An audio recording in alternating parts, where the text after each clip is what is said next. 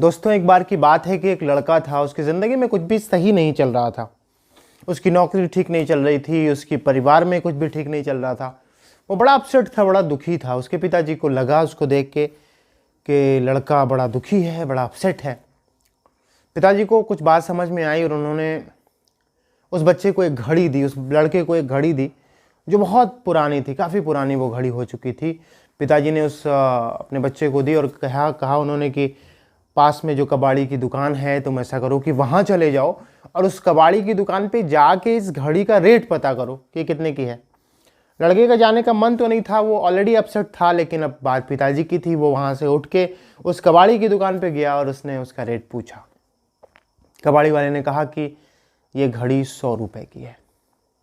लड़का वापस आया और उसने पिताजी को वो घड़ी दी और पिताजी से कहा कि ये घड़ी 100 रुपये की है। पिताजी को जैसे ही उसका रेट पता चला, पिताजी ने कहा कि ऐसा करो कि तुम अब घड़ी की दुकान पे चले जाओ और वहाँ उसका रेट, इस घड़ी का रेट पता करके आओ।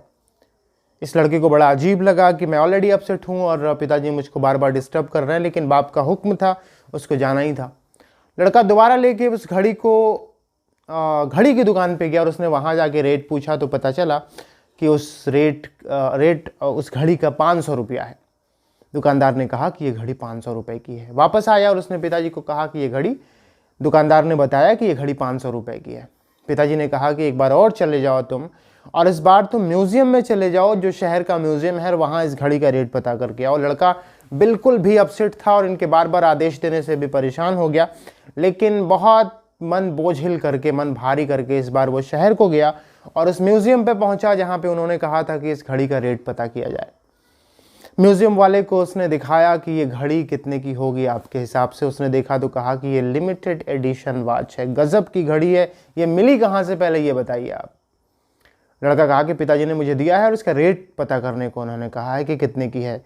उस आदमी को बड़ा आश्चर्य हुआ कि ये घड़ी तो इस वक्त किसी के पास नहीं है, ये कहाँ से आई। और उस आदमी ने, उस म्यूज़ियम के मालिक ने कहा कि ये आपकी घड़ी 5 लाख रुपए की है। लड़का उस घड़ी को लिए हुए वापस अपने घर पे आया और लड़के की आंखों में चमक थी। उसने अपने पिताजी को बताया कि उस म्यूज़ियम वाले ने इस घड़ी का मूल्य 5 लाख रुपए बताया है। पिताजी ने कहा कि यह महत्वपूर्ण नहीं है कि इस घड़ी का मूल्य 5 लाख रुपए है। महत्वपूर्ण यह है कि आप ज़िंदगी में कई बार गलत जगह पे होते हैं, गलत जगह पे अपने टैलेंट का इस्तेमाल कर रहे होते हैं, जिसके कारण उसका सही परिणाम आपको नहीं मिलता है और आप उदास हो जाते हैं। बिल्कुल उदास होने की ज़रूरत नहीं है, आपको स्थान बदलने की ज़रूरत है। वहाँ जाने की ज़रूरत है जहाँ डिज़र्विंग लोग हैं, जहाँ आपको पहचानने वाले लोग हैं, जहाँ आपकी कद्र होने वाली है, वहाँ आपको जाना चाहिए। जगह परिवर्तित करके देखना चाहिए। आप वैल्यूएबल हैं, लेकिन अगर हीरे को आप कबाड़ी की दुकान पे ले जाके उसका रेट पता करने की कोशिश करेंगे तो उसको क्या पता कि हीरे का क्या मूल्य है।